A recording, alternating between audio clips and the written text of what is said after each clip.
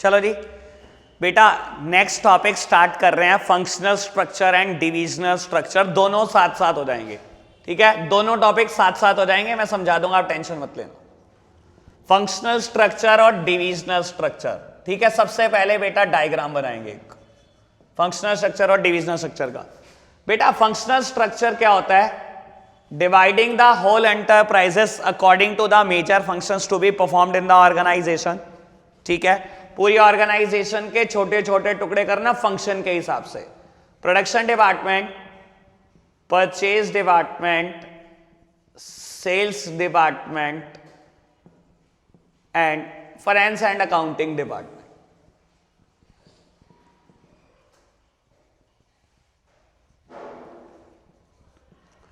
Divisional structure क्या होता है बेटा? Dividing the whole enterprise on the basis of major product to be manufactured. जो भी प्रोडक्ट आप मैन्युफैक्चर करते हो उसके हिसाब से ऑर्गेनाइजेशन को बांटना। Cosmetics, footwear, garment and leather product, मेरा एग्जांपल, बाकी कुछ भी ले सकते हो, लेदर गुड्स। और बेटा इसमें फर्दर डिपार्टमेंट्स, ठीक है, production, purchase, sales, finance and accounting. और ऐसे ही बेटा हर प्रोडक्ट में होगा, खाली एक प्रोडक्ट में नहीं, यही कहानी हर प्रोडक्ट में रिपीट होने वाली है। ठीक है, चलो देखते हैं। बेटा एक बात सुन लेना, जब भी बात करेंगे इनकी मेरिट डिमेरिट्स की, आपको सोचना कैसे है, समझना।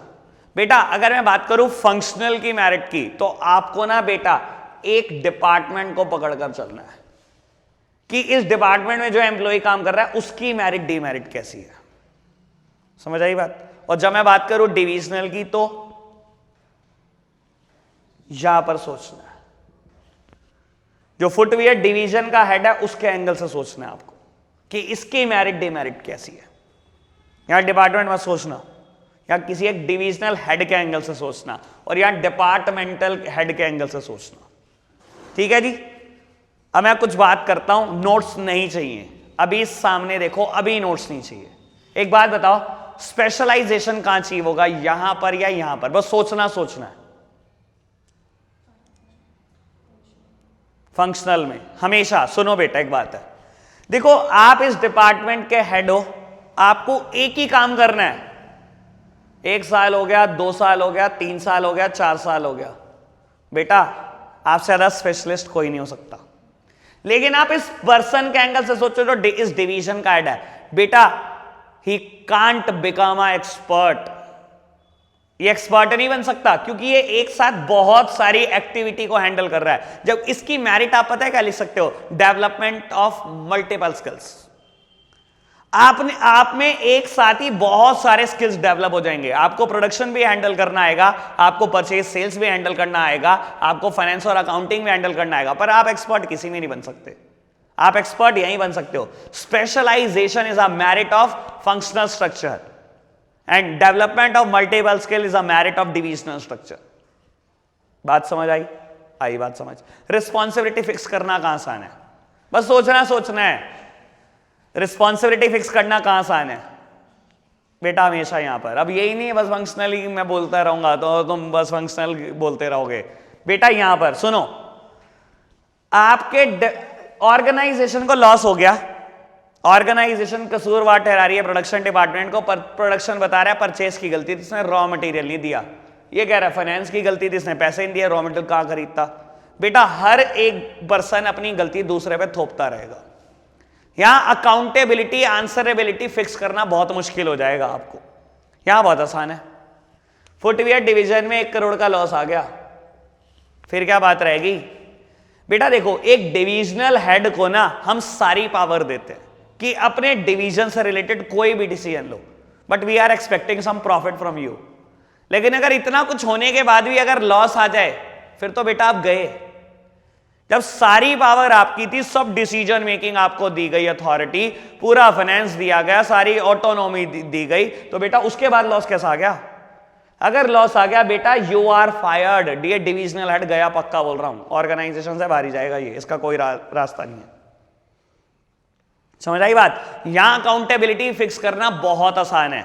जिस डिवीजन में लॉस आया, डिवीजनल हेड को उठाकर फेंक दो। बेटा यहाँ डिपार्टमेंट में तो कोई लॉस नहीं होता, लॉस तो ऑर्गेनाइजेशन का होता है। यहाँ ऑर्गेनाइजेशन का लॉस हो गया, हर डिपार्टमेंट दूसरे डिपार्टमेंट की गलती निकालेगा, यहाँ नहीं फिक्स कर पाओगे अकाउंटेबिलिटी। बात सर, ट्रेनिंग देना कहां आसान है, सोचना है। देखो यकीन माना डायग्राम आपके सामने है और मैं बहुत बहुत आराम से बोल रहा हूं, सोच सकते हो। ट्रेनिंग देना कहां आसान है, हमेशा फंक्शनल। बेटा एक एम्प्लॉय को एक ही काम सिखाना है, ट्रेनिंग दी, ठीक है जी, प्रोडक्शन का काम सिखाया, हो गया पोस्ट। या किसी को डिविजनल हेड बनाना है, बेटा कितने सारे काम सिखाओगे। ट्रेनिंग बहुत मुश्किल है यहां पर, यहां ट्रेनिंग बहुत आसान है। बात समझ आई? पक्का? एक बात और बताओ, नहीं वैसे तो 2-3 बताओ, एक से क्या होगा। हाँ जी, एक्सपेंशन करना कहां आसान है, एक्सपेंशन करना, यानी कि आप पहले एक प्रोडक्ट बनाते थे और अब आप दूसरा प्रोडक्ट ऐड कर रहे हो, यहां आसान होगा या यहां? बेटा यहां बहुत आसान होगा। देखो यहां करोगे ना तो सारे डिपार्टमेंट डिस्टर्ब हो जाएंगे। मान लो पहले आप कॉस्मेटिक बनाते थे, आज गारमेंट बनाना है, तो आपने फाइनेंस को कहा तू पैसा अरेंज कर लियो, गारमेंट्स के लिए रॉ मटेरियल हमारे को चाहिए। प्रोडक्शन को बोला तेरे को प्रोडक्शन करना होगा, परचेज को बोला तुझे रॉ मटेरियल खरीदना होगा, और सेल्स को बोला कि तुझे बेचना होगा, सब डिस्टर्ब।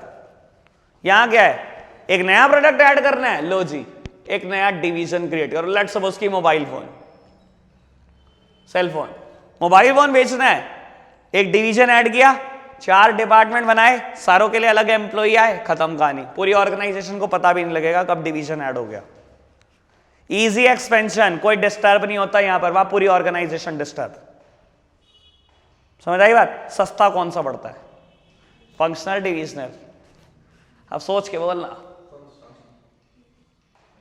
फंक्शनल तुक्के मारी जा तू, फंक्शनल सच में सस्ता पड़ता है। देखो एक बात समझने की कोशिश करो बेटा, यहां पर 4 department, production, purchase, sales, finance and accounting, यहां पर 4, यहां पर 4, यहां पर 4, यहां पर 4। मैं आपसे पूछता हूं, हर डिवीजन में अकाउंटेंट है, अकाउंटिंग डिपार्टमेंट है तो अकाउंटेंट होगा, यहां पर, यहां पर, यहां पर, यहां पर 5 अकाउंटेंट, 5 की सैलरी।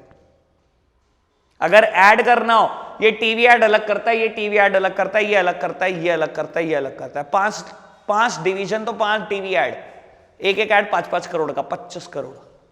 बेटा यहां एक अकाउंटेंट, एक ऐड, ये हमेशा सस्ता पड़ता है, इकोनॉमिकल है, सस्ता पड़ता है, ये बहुत महंगा है। बेटा यहां पर ना एम्प्लॉय की परफॉर्मेंस को कंट्रोल करना भी आसान है। एक एम्प्लॉय एक ही डिपार्टमेंट में काम करता है, उसको कितने सालों से पता उसे क्या काम करना है, तो बेटा उसकी एक्टिविटी को कंट्रोल करना बहुत आसान होता है। बेटा ऑर्गेनाइजेशन के लिए ना इस पर्सन को कंट्रोल करना मुश्किल होता है, क्योंकि ये बहुत सारे काम कर रहा है, तो कहीं ना कहीं ये बच भी जाता है ये कह के कि मैं वो काम पहले हैंडल कर रहा था तो ये रह गया, ये कर रहा था तो वो रह गया। तो कोऑर्डिनेशन करना भी यहां ज्यादा आसान पड़ता है, यहां थोड़ा मुश्किल पड़ता है कंट्रोल करना। ठीक है, अभी मैंने डीमेरिट्स का जिक्र नहीं करा, किसी भी एक का भी जिक्र नहीं करा, डीमेरिट्स का जिक्र साथ साथ आप पढ़ोगे। फंक्शनल में 4 मेरिट है, मैंने चारों बढ़ा दी। स्पेशलाइजेशन हो गया, कोऑर्डिनेशन हो गया, ट्रेनिंग हो गया, और एक और हो गया होगा इकोनॉमिकल, 4 हो गए। डीमेरिट्स नहीं पढ़ाई, डीमेरिट्स बताओ। पहली क्या लिखी है, hindrance in the organisational objective. बेटा वो डीमेरिट यहां पर भी आएगी, यहां पर भी आएगी, पहले इसकी बात है। फंक्शनल में डीमेरिट लिखा है hindrance in the organisational objective, मतलब ऑर्गेनाइजेशनल ऑब्जेक्टिव पे किसी का ध्यान नहीं है, ऐसे ही होता है। देखो क्या होता है बेटा, जब आप डिपार्टमेंट क्रिएट कर देते हो ना, they are giving more importance to their departmental objective rather than organisational total interest. इंसान ना पता क्या हो जाता है, अच्छा ये मेरे डिपार्टमेंट का टारगेट क्या, अच्छा मेरे डिपार्टमेंट का टारगेट इंपॉर्टेंट है, दूसरे डिपार्टमेंट क्या कर रहे हैं कोई मतलब नहीं। बेटा आप एक टाइम के बाद ना अपने डिपार्टमेंट के ऑब्जेक्टिव को ज्यादा इंपॉर्टेंस देने लगते हो, ऑर्गेनाइजेशन का टोटल इंटरेस्ट गया भाड़ में। आप एक खुद बताओ बेटा, मैगी बैन हो गई, प्रोडक्शन डिपार्टमेंट कह रहा है नहीं नहीं मेरा तो टारगेट है 1 करोड़ यूनिट बनाने का, मैं तो बनाता रहूंगा। बनाता रहे भाई, बिक तो रही नहीं है, बैन तो है ही। क्या ऐसे करना चाह रहे हो क्या आप? चल सकती है ऑर्गेनाइजेशन? बेटा ऑर्गेनाइजेशन का टोटल इंटरेस्ट पहले होते हैं, आपके डिपार्टमेंट का इंटरेस्ट बाद में होता है। लेकिन होने का लग जाता है, आप अपने डिपार्टमेंट के इंटरेस्ट को ज्यादा इंपॉर्टेंस देने लग जाते हो एक टाइम के बाद, और आप भूल जाते हो कि ऑर्गेनाइजेशन का टोटल इंटरेस्ट क्या है। यह है कमी, और यह कमी यहां पर भी है। बेटा आप अपने डिवीजन के इंटरेस्ट को ज्यादा इंपॉर्टेंस देने लग जाते हो और भूल जाते हो ऑर्गेनाइजेशन का टोटल इंटरेस्ट प्रॉफिट मेकिंग है। ये सोच लो बेटा, यहां 1 करोड़ का लॉस है और बाकी 4 डिवीजन में 20-20 लाख का प्रॉफिट है, ठीक हुआ काम? ये तो सोचेगा बहुत बढ़िया काम हुआ, मैंने 20 लाख का प्रॉफिट कमा के दिया। ये भी सोचेगा मैंने बहुत बढ़िया प्रॉफिट कमा के दिया, पर बेटा ठीक हुआ? अल्टीमेटली 20 लाख का लॉस है। कहां गया आपका टोटल इंटरेस्ट? दोनों में कमी है, ये दोनों में, समझ आई? हाँ कमी है। अगली हेडिंग, कॉन्फ्लिक्ट्स और लड़ाई झगड़ा होगा, और यहां पर भी होगा और वहां पर भी होगा, दोनों जगह पर होगा। कमी समझना क्या है बेटा? Sometimes that interest of the 2 or more department are not compatible to the each other. होता पता है क्या है? ये कह रहा है प्रोडक्शन डिपार्टमेंट पहले ना मुझे फाइनेंस दो, और अल्टीमेटली वैसे बताता हूं सबसे ज्यादा लड़ाई झगड़ा जो किसी चीज के ऊपर हो सकता है वो यही है, ठीक है ना? प्रोडक्शन डिपार्टमेंट कहता है पहले फाइनेंस डिपार्टमेंट मुझे पैसे दे, मुझे मशीनरी खरीदनी है। परचेज क्या कह रहा है? अरे क्या बात कर रहा है, मैं रॉ मटेरियल कहां से खरीदूंगा, पहले पैसे मुझे चाहिए। मशीनरी का क्या करेगा? पहले रॉ मटेरियल चाहिए। एडवर्टाइजमेंट कह रहा है एक और डिपार्टमेंट कि पहले पैसे मुझे दो, ऐड कैसे करूंगा, बिकेगा कैसे? बनाते रहना तुम, बिकेगा तो है ही नहीं। बेटा हो क्या रहा है, 2 और 2 से ज्यादा डिपार्टमेंट आपस में लड़ रहे हैं क्योंकि इनका इंटरेस्ट कंपैटिबल नहीं है, और लड़ाइयां किस बात की है? फाइनेंस की लड़ाई है। और यही कहानी यहां पर है। फुटवियर डिवीजन में लॉस आया, इन 4 में प्रॉफिट आया। अगले साल फुटवियर डिवीजन कह रहा है पहले पैसे हमें दो, हमें कॉप अप करने अपने लॉसेस, अगली बार रिपीट नहीं होने चाहिए। और ये क्या कह रहा है? फुटवियर डिवीजन को दोगे पैसा, प्रॉफिट मैंने कमा के दिया है, पहले पैसा मुझे दो। बेटा कई बार डिवीजन के इंटरेस्ट भी कंपैटिबल नहीं होते और ये भी लड़ाई झगड़ा कर रहे होते हैं, और झगड़ा सिर्फ एक बात का ही होता है, फाइनेंस का। समझ आई बात? ओके। इधर थर्ड हेडिंग होगी डीमेरिट में, इनफ्लेक्सिबिलिटी। थर्ड हेडिंग है इनफ्लेक्सिबिलिटी। बेटा इट इज, मैं दुनिया में भी बता रहा हूं ये बात आपको, और नोट्स में तो लिखी भी है, ऑर्गेनाइजेशन में तो है यह बात, दुनिया में भी ये बात है। It is very very difficult to appreciate others job. दुनिया में सबसे मुश्किल काम पता है क्या? दूसरे की तारीफ करना, सबसे मुश्किल काम। और यहां पर भी यही है बेटा, एक डिपार्टमेंट दूसरे डिपार्टमेंट की कभी तारीफ नहीं करना चाहता, हमेशा क्या करता है बेटा? दूसरे को टांग खींच दो इसकी। तो प्रोडक्शन डिपार्टमेंट परचेज को कहता है, तू क्या करता है? पहले दिन साल के रॉ मटेरियल खरीद के पूरे साल खाली बैठता है, 364 दिन तेरा तो कोई काम ही नहीं है ऑर्गेनाइजेशन में, खाली बैठना तेरा काम है, सैलरी फ्री की मिलती है तुझे। वो कहता है नहीं नहीं सारा काम तो तू ही करता है। हर डिपार्टमेंट को लगता है सब कुछ मैं ही कर रहा हूं, मेरी वजह से चल रही है ऑर्गेनाइजेशन। हर एक डिपार्टमेंट को यही लगता है। यही इनफ्लेक्सिबिलिटी है बेटा, दूसरे की तारीफ ना करना। It is very very difficult to appreciate others job. We develop a narrow outlook towards others job. हम एक बड़ा छोटा आउटलुक डेवलप कर लेते हैं दूसरे की जॉब के रिगार्डिंग। हमें लगता है सारे महान काम तो हमने ही किए हैं। समझ आई बात? क्लियर है? डीमेरिट तीनों। अब है बेटा सुटेबिलिटी, फाइनेंशियल फंक्शनल स्ट्रक्चर कहां सुटेबल है? अभी नोट्स नहीं देखने मेरे को, मेरी तरफ देखो। ये कहां पर अच्छा है बेटा? 2 जगह बहुत अच्छा है। अगर ऑर्गेनाइजेशन में नंबर ऑफ फंक्शन बहुत ज्यादा है, नंबर ऑफ फंक्शंस बहुत ज्यादा है, किसी में 26 भी होते हैं, रिलायंस में 26 के आसपास है। परचेज, प्रोडक्शन, सेल्स, मार्केटिंग अलग, एडवर्टाइजिंग अलग, फाइनेंस अलग, अकाउंटिंग अलग, इन्वेंट्री कंट्रोल अलग, और भी बहुत होंगे, 26 है। वहां पर बेटा फंक्शनल स्ट्रक्चर इज सुटेबल। और जहां पर बेटा organisation will require a specialisation, specialisation इसी की मेरिट है, वहां पर भी फंक्शनल अच्छा। अगर नंबर ऑफ फंक्शन बहुत अच्छे हैं तो functional structure, number of function बहुत ज्यादा है तो फंक्शनल स्ट्रक्चर, और अगर आपको स्पेशलाइजेशन चाहिए तो फंक्शनल स्ट्रक्चर। ठीक है? डिविजनल स्ट्रक्चर स्टार्ट होता है, इसकी मेरिट, पहली मेरिट क्या लिखी है? डेवलपमेंट ऑफ स्किल्स की जगह कर लेना development of multiple skills. Heading मैंने पढ़ा दी। सेकेंड हेडिंग क्या है? अकाउंटेबिलिटी पढ़ा दी। फिर थर्ड क्या है?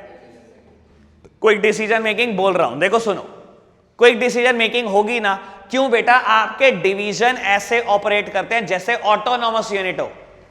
देखो बेटा, हर डिवीजन को ऐसे ऑपरेट करना होता है जैसे ऑटोनॉमस यूनिट हो, जैसे ये अलग ही ऑर्गेनाइजेशन है, अलग ऑर्गेनाइजेशन है फुटवियर। बेटा आपको सारी पावर दी जाती है रिलेटेड टू योर डिवीजन, जैसा मर्जी डिसीजन लो। तो बेटा डिसीजन मेकिंग तो होएगी ना क्विक, क्योंकि आपको किसी से पूछना नहीं, किसी को कुछ बताना नहीं। Quick decision making. Next one is easy expansion, मैंने समझा दी। डीमेरिट स्टार्ट हो गई। पहली डीमेरिट कौन सी है? वो मैंने बता दी कि बेटा ऑर्गेनाइजेशन का इंटरेस्ट का फोकस थोड़ी है, आपका तो अपने डिविजनल इंटरेस्ट का फोकस हो जाता है ना कुछ टाइम के बाद। नेक्स्ट वन, कॉन्फ्लिक्ट बता दी। कॉन्फ्लिक्ट किस बात का है? पैसे का लेकर। वो कह रहा है पैसा पहले मुझे चाहिए, वो कह रहा मैं चाहिए, खत्म। कौन सी है? फर्स्ट नंबर पे कौन सी थी? हाँ तो ठीक तो है बेटा। देखो ऑर्गेनाइजेशन का इंटरेस्ट इग्नोर होता है क्योंकि आप अपने डिविजनल ऑब्जेक्टिव को ज्यादा इंपॉर्टेंस देते हो। ये कहता है कि मेरे को प्रॉफिट चाहिए, कहता है मुझे प्रॉफिट चाहिए, कहता है मेरे को प्रॉफिट चाहिए। ऑर्गेनाइजेशन का टोटल इंटरेस्ट गया भाड़ में, ठीक है ना। 20 लाख 20 लाख 20 लाख 20 लाख कमा के बैठ गया, 1 करोड़ का लॉस कमा कर बैठ गया। आपको कोई मतलब ही नहीं, आपको लगता है मैंने तो बहुत अच्छा काम किया, मैं तो 20 लाख कमा कर दिया ऑर्गेनाइजेशन को, जबकि ये नहीं पता ऑर्गेनाइजेशन का इंटरेस्ट कहां जा रहा है। और बेटा बोलता डुप्लीकेशन ऑफ एक्टिविटी, अभी तो बताया था बेटा 5 अकाउंटेंट, डुप्लीकेशन नहीं हो रहा, 5 बार ऐड कर रहे हो टीवी में 5-5 करोड़ रुपए का, डुप्लीकेट कर रहे हो एक्टिविटी को, ठीक है ना। सुटेबिलिटी कहां अच्छा है? सुनो जी कहां अच्छा है बेटा, अगर नंबर ऑफ प्रोडक्ट ज्यादा हैं, अर्पित देख भाई, अगर नंबर ऑफ प्रोडक्ट्स ज्यादा हैं तो बेटा डिविजनल स्ट्रक्चर, अभी केस स्टडी के एंगल से भी कुछ बात बोलूंगा, डिविजनल स्ट्रक्चर। और बेटा अगर ऑर्गेनाइजेशन चाहती है ज्यादा डिपार्टमेंट क्रिएट करना and wants to employ more employees, ज्यादा एम्प्लॉय रखना, तो बेटा यहां पर डुप्लीकेशन बहुत ज्यादा होता है, यहां डिपार्टमेंट भी ज्यादा बन जाएंगे, एम्प्लॉय भी ज्यादा आ जाएंगे, तब आपके लिए अच्छा है। एक बात और सुन लो, अगर मैं बोलूं बहुत सारे प्रोडक्ट और बहुत सारे फंक्शन है तो क्या? बुक में कहीं नहीं लिखा हुआ ना नोट्स में लिखा। अब बताओ, मैंने अभी बोला था फंक्शन बहुत ज्यादा हो तो ये रख लेना, प्रोडक्ट बहुत ज्यादा हो तो ये रख लेना। मैं बोलता हूं दोनों बहुत ज्यादा है, फंक्शन भी और प्रोडक्ट भी। प्रोडक्ट बनाते हो 20, फंक्शन है 26, अब क्या करूं? हमेशा ये केस स्टडी के लिए बात समझो बेटा, पेपर में जब केस स्टडी आएगी अगर एक ही प्रोडक्ट की बात करे तो हमेशा आप यहां पर हो। जैसे ही बोलेगा कंपनी दूसरा प्रोडक्ट बना रही है, सीधा बेटा केस स्टडी का माइंड यहां शिफ्ट हो जाना चाहिए। फंक्शनल स्ट्रक्चर जनरली एक प्रोडक्ट के लिए सुटेबल है, दूसरा प्रोडक्ट आते ही डिविजनल का नाम आना शुरू हो जाता है। समझ आई बात? हमेशा ध्यान रखना ये बात। ये टॉपिक खत्म हो गया, लास्ट टॉपिक बचा है फॉर्मल वर्सेस इनफॉर्मल। 2 मिनट का टॉपिक है, निपटाओ इसको भी। लो जी अभी सब सामने ही देखेंगे बेटा।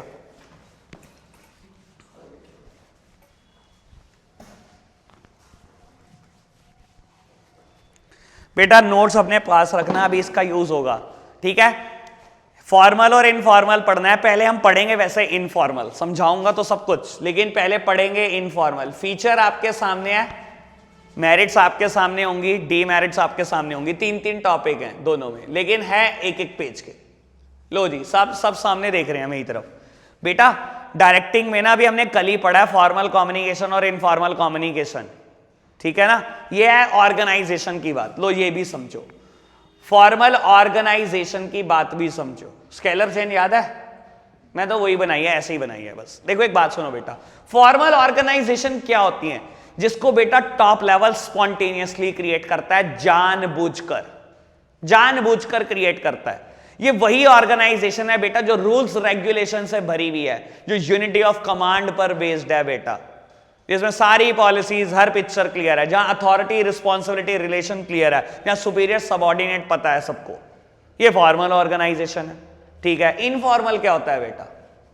इनफॉर्मल ऑर्गेनाइजेशन क्या होता है? ऑल्दो इसका कोई स्ट्रक्चर नहीं होता, जान के बना रहा हूं। इनफॉर्मल ऑर्गेनाइजेशन क्या होता है बेटा? जो फॉर्मल ऑर्गेनाइजेशन के अंदर ही ऑटोमेटिकली इमर्ज हो जाती है due to the social need of the human being. फिर वही बात, इंसान है, बिना बात करे थोड़ी रह सकता है। उसे कह रहे हो नहीं नहीं बिल्कुल चुपचाप ऑर्गेनाइजेशन में 7 घंटे काम करना है, 10 से 5 कुछ नहीं बोलना, टारगेट अचीव करके दो। इंसान है, बिना बोले रह लेगा बेटा। फॉर्मल ऑर्गेनाइजेशन आपने क्रिएट करी, इनफॉर्मल ऑटोमेटिकली इमर्ज हो गई। आपकी दोस्ती होगी, आपके लेवल का बंदा भी नहीं, आप बात करते हो, इसकी दोस्ती इससे है बेटा। इसका कोई स्ट्रक्चर नहीं होता, कोई भी किसी से भी बात कर सकता है, ना ही कोई सुपीरियर सबऑर्डिनेट रिलेशनशिप है, ना ही बेटा कोई यूनिटी ऑफ कमांड है। समझ आई बात? पक्का? ये जानबूझकर क्रिएट करता है टॉप लेवल? नहीं बेटा, ये ऑटोमेटिकली क्रिएट हो जाती है, ऑटोमेटिकली इमर्ज हो जाती है within the formal organisation. समझ आई कि नहीं इतनी बात? ठीक है। टारगेट कौन अचीव करके देता होगा, ये या ये? अच्छा देखो, वैसे इसका एम क्या होता है, मैं एम बता देता हूं। इसका एम होता है ऑर्गेनाइजेशन के ऑब्जेक्टिव अचीव करके देना। टॉप लेवल ने क्रिएट करी है, जानबूझकर क्रिएट करी है। किस लिए क्रिएट करी होगी? प्रॉफिट मैक्सिमाइजेशन करके दोगे आप, ऑर्गेनाइजेशन का ऑब्जेक्टिव अचीव करके दोगे। ये इसका ऑब्जेक्टिव क्या होता है वैसे? सोशल नीड को सेटिस्फाई करना। बोलेगा तो है इंसान, उसको सेटिस्फाई करना, सोशल नीड सेटिस्फाई करना। आपकी इंटरपर्सनल रिलेशन को ज्यादा फोकस करती है ये ऑर्गेनाइजेशन। ये इसके लिए आपके रिलेशन के कोई मायने नहीं, आप और आप भाई हो, कोई मतलब नहीं है। काम करो ऑर्गेनाइजेशन में जैसे जिसका लेवल डिसाइडेड है। लेकिन बेटा यहां बड़ी इंपॉर्टेंस है इंटरपर्सनल रिलेशन की। मैं आपसे पूछ रहा हूं टारगेट कहां अचीव होता है, फॉर्मल में इनफॉर्मल में? बोलो। नहीं बेटा, अब ये मैं तो जान के गलत बुलवा रहा था। दोनों जगह होते हैं, दोनों जगह होते हैं। यहां तो होते हैं, यहां तो कहने की बात ही नहीं बेटा, एम ही एक है। यहां भी हो जाते हैं। यहां कैसे हो जाते हैं बेटा? इनफॉर्मल ऑर्गेनाइजेशन कंपनसेट करती है फॉर्मल ऑर्गेनाइजेशन की लिमिटेशन को। इसमें जो कमियां है ना वो ये दूर करती है। अब एक बात समझो, डी के घर में प्रॉब्लम है, ठीक है, किसी की डेथ हुई भी है, एक दिन पहले डेथ हुई है, अगले दिन आपने ऑर्गेनाइजेशन में कंपलसरी कर रखा है ना, नहीं आओगे जॉब जाएगी, ये आ गया। आप उसे कह रहे हो बोलना नहीं है, चुपचाप बैठ के काम कर ले। बेटा करा लो 7 घंटे काम, 2 घंटे का आउटपुट नहीं आएगा, लिख कर दूं? उसको कह दो बेटा अपने दोस्त से बात कर ले 2 घंटे, 2 घंटे बात कर लेगा ना 5 घंटे का आउटपुट देगा आपको, शर्त लगा के बोल रहा हूं। समझ आई बात? बेटा फॉर्मल ऑर्गेनाइजेशन में कमी है, emphasis on the work only, सिर्फ काम पर ध्यान लगाओ। और यहां पर क्या है बेटा, काम पर ध्यान है नहीं, पर बेटा रिजल्ट आता है, पता नहीं क्यों। ये दोनों चीजें, 2 रिजल्ट आते हैं इसके। सोशल नीड भी सेटिस्फाइड होती है, एज वेल एज बेटा ऑर्गेनाइजेशन का इंटरेस्ट भी पूरा हो जाता है इसकी वजह से। एक बार इनफॉर्मल ऑर्गेनाइजेशन की डेफिनेशन पढ़ना, चेस्टर बर्नार्ड की मैंने डेफिनेशन लिखी है। Informal organisation is an aggregate of interpersonal relationship, आगे क्या लिखा है, without any conscious purpose but which may contribute to the joint results. अब मैं बोलकर बताऊं इसका मतलब क्या है, सुनो। कहता है informal organisation is an aggregate of interpersonal relationship. किस चीज से बनी है? आपके इंटरपर्सनल रिलेशनशिप से। आप दोस्त हो, आप उसके दोस्त हो, आप उसके दोस्त हो, ग्रुप बना बड़ा, 8 लोग साथ में बैठते हैं। Is an aggregate of interpersonal relationship without any conscious purpose. किसी पर्पस के लिए थोड़ी बनाई थी, ऑटोमेटिकली बन गई। ऑटोमेटिकली तो बनी है फॉर्मल ऑर्गेनाइजेशन के अंदर ही, हाँ बन गई automatically, without any conscious purpose but which may contribute to joint result. लेकिन ये ज्वाइंट रिजल्ट देती है, 2 रिजल्ट देती है। सोशल नीड भी सेटिस्फाई हो जाती है, ऑर्गेनाइजेशन का ऑब्जेक्टिव अचीव हो जाता है। बताओ कितनी बढ़िया डेफिनेशन दी पर्सन ने। लेकिन टीचर को समझानी नहीं आती, समझा मैं ही सकता हूं बस, ये उसको भी नहीं पता इसका मतलब क्या है, ठीक है, उसका तो पढ़ाना फोकस है बस। हाँ जी, इतनी बात ओके, पक्का समझ आया मतलब क्या इनफॉर्मल ऑर्गेनाइजेशन क्या चीज होती है? बेटा जो लंच टाइम होता है ना वो इनफॉर्मल ऑर्गेनाइजेशन होती है। वहां कोई मॉनिटर नहीं, कोई 11th 12th क्लास नहीं। मेरे बहुत सारे दोस्त 11th क्लास में, 12th के, मैं जाते ही 12th में था। वहां को ये होता है सुपीरियर सबऑर्डिनेट रिलेशनशिप। अरे कौन जानता है सुपीरियर सबऑर्डिनेट यार, वहां पर कोई नहीं जानता, ठीक है ना। और मैं तो आपको बताता हूं, मेरे तो कुछ दोस्त यार है 42-42 साल के, मेरी उम्र 27 साल है यार। और कुछ ऐसे भी जो 14-15 साल के लड़के हैं जो मेरे साथ क्रिकेट मैच खेलते हैं। मैं हमेशा बोल रहा, कल भी बोल रहा था, कोई 11th क्लास के बच्चे ही दोस्त यार बन के घूमते हैं सारा दिन मेरे साथ। वो 17 साल के हैं, मैं 27 का हूँ। सुपीरियर सबऑर्डिनेट रिलेशनशिप क्या बात कर रहे हो यार? मैं कैच छोड़ देता हूँ क्रिकेट मैच में, मुझे भी गालियां देते हैं आगे से, क्या भैया कैच नहीं पकड़ा जाता आपसे। वहां कोई सुपीरियर सबऑर्डिनेट रिलेशनशिप नहीं है बेटा, समझ आई बात? पक्का से इसकी पहले पढ़ते हैं। अच्छा कुछ मेरिट का मैं जिक्र करता हूं। फास्ट कम्युनिकेशन कहां होगा? यहाँ ऑब्वियसली बात है बेटा, वो रूल्स एंड रेगुलेशन से भरी हुई है, वहां तो एक सिस्टम होगा कम्युनिकेशन का, यहाँ कोई सिस्टम नहीं है। सबसे बात करो 1 मिनट में सारी जगह पे, सारे लेवल्स पे कम्युनिकेशन पहुंच जाएगा। र्यूमर कहां फैलेंगे ज्यादा? ऑब्वियसली बात है बेटा, जहां फास्टर कम्युनिकेशन होगा र्यूमर भी, अफवाहें भी वहां ज्यादा फैलती है। सोशल नीड कौन सेटिस्फाई करेगा? वहां सोशल नीड तो नहीं सेटिस्फाई होती है ना, सोशल नीड भी ये सेटिस्फाई करेगा। पक्का एक बार मेरिट्स देखना, तीनों के नाम बताना क्या क्या लिखी है। फुलफिल सोशल नीड, समझ आया? सेकंड वन फास्ट कम्युनिकेशन समझ आया? Third one fulfil organisational objective, वही बताया बेटा, विच में contribute to the joint result, दोनों रिजल्ट देता है ये, ठीक है ना बेटा। लिमिटेशन 3 लिखी होंगी, क्या है? रेसिस्टेंस टू, बेटा एक बात समझ लेना, सुनो मेरी बड़े काम की बात, देखो अगर इधर देखना मेरी तरफ, अगर यहां पर आप किसी एम्प्लॉय को निकालते हो तो आप बहुत तरीके से निकालते हो, दूसरे एम्प्लॉय से तो बात जाने भी नहीं देते आप, ठीक है ना बेटा। ए ने बी को निकालना है, या मैं आपको एक एग्जांपल देता हूं प्रैक्टिकल, इन्फोसिस का, ठीक है। इन्फोसिस कंपनी एम्प्लॉय पता है कैसे निकालती है, आपको समझाता हूं। वो ना कभी नहीं चाहती ग्रुप अपोज करे किसी चीज को, बेटा यहां ना ग्रुप अपोज करता है ना, ग्रुप के खिलाफ कुछ करना मुश्किल होता है, लेकिन एक पर्सन के खिलाफ कुछ करना मुश्किल नहीं होता। अगर सी ने डी को निकालना है ना बेटा, डांटेगा, फटकार लगाएगा, बाहर से बाहर घर भेज देगा, ये कभी मिलने नहीं देता इसको इसके दोस्तों से। अगर एक गलती से भी मिल गया, ग्रुप अपोज करता है ना, तो बहुत दिक्कत होती है, हर ऑर्गेनाइजेशन को दिक्कत होती है।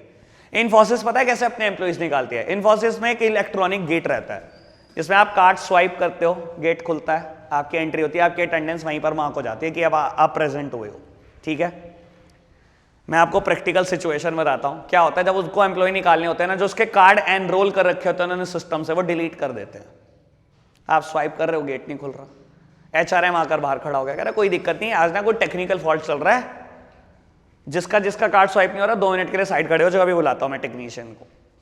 तो जिसका स्वाइप हो रहा होता है वो अंदर चले जाते हैं, 20 लोग बाहर खड़े रह गए, कहता है यू आर फैट, आप सबको निकाल दिया गया, कभी इकट्ठे नहीं होने दिया जाता, आपको मौका ही नहीं दिया जाता, इवन आपको तो आपके सिस्टम तक नहीं पहुंचने दिया जाता। पता है क्यों? Data is very important. आप वहां जाओगे, सारा डेटा डिलीट कर दोगे, ठप हो जाएगी ऑर्गेनाइजेशन। इतने कलाकार लोग हैं वो, इसलिए एक बात बोल रहा है बेटा, देखो इनफॉर्मल ऑर्गेनाइजेशन की लिमिटेशन है रेसिस्टेंस टू चेंज। बेटा अगर ग्रुप खिलाफ बैठ गया ना आपके, तो कोई भी चेंज नहीं करा पाओगे। अब टॉप लेवल के भी बस की बात नहीं, अगर 1 लाख एम्प्लॉय आपके खिलाफ बैठ जाए या 20-25 हजार एम्प्लॉय आपके खिलाफ बैठ जाए, यहां पर बेटा आप इकट्ठे होने ही नहीं देते। अगर यहां इकट्ठा हो गया तो बेटा आप इंप्लीमेंट कुछ नहीं कर सकते। समझ आई बात? Second one is create rumours, ये तो मैंने बता दिया, अफवाहें ज्यादा फैलती है क्योंकि फास्टर कम्युनिकेशन है, इसलिए बेटा झूठ भी फैल जाता है, ठीक है ना, नो स्कैम। हाँ आगे third one, lack of specialisation. समझना बेटा, कहता है लैक ऑफ स्पेशलाइजेशन। आधे से ज्यादा बच्चों को जब मैं कहता हूं ना खुद पढ़ दो ये टॉपिक, तो हमेशा प्रॉब्लम लेकर आते हैं ये हेडिंग, लैक ऑफ स्पेशलाइजेशन। और मैं सिंपल सी बात से समझाता हूं बेटा, ये ऑर्गेनाइजेशन कोई डिवीजन ऑफ वर्क पे बेस्ड है क्या? नहीं, डिवीजन ऑफ वर्क पे बेस्ड ये ऑर्गेनाइजेशन है। यूनिटी ऑफ कमांड यहां लगता है, ये रूल्स एंड रेगुलेशन से भरी हुई ऑर्गेनाइजेशन है, ये है अथॉरिटी रिस्पॉन्सिबिलिटी रिलेशनशिप पे बेस्ड, ये सुपीरियर सबऑर्डिनेट रिलेशनशिप पे बेस्ड, ये कोई डिवीजन ऑफ वर्क पे बेस्ड है। डिवीजन ऑफ वर्क पे जब बेस्ड नहीं है तो स्पेशलाइजेशन किस बात का? कोई स्पेशलाइजेशन है यहां पर किसी का? खत्म कहानी, लैक ऑफ स्पेशलाइजेशन। समझ आई बात? इनफॉर्मल खत्म, फॉर्मल पर आ जाओ। फीचर पढ़ना, फीचर पढ़ना। अब आपको बताता हूं फीचर क्या लिखे होंगे। ये ऑर्गेनाइजेशन रूल्स रेगुलेशन से बड़ी है, टॉप लेवल ने जानबूझकर क्रिएट करी है, इसमें सुपीरियर सबऑर्डिनेट रिलेशनशिप क्लियर होती है, इसमें ध्यान सारा वर्क पर होता है, ये सब फीचर लिखे हुए। ठीक है जी, ठीक है जी। मेरिट्स नहीं, पहले डीमेरिट्स पढ़ लो, छोड़ो डीमेरिट्स पढ़ो। Delay in work, delay in decision making. बेटा देखो, आपको कोई डिसीजन लेना है, ठीक है, डी के दिमाग में कोई आइडिया है, आप ऐसे कम्युनिकेट करते चलते हो, या मैं बोलता हूं बेटा D wants to communicate with R, बेटा आपके लिए बहुत बड़ा झंझट है। डी पहले बात करेगा इससे इससे इससे, ये घूमता रहेगा बेटा, कितना टाइम लग रहा है। Delay in decision making, delay in communication.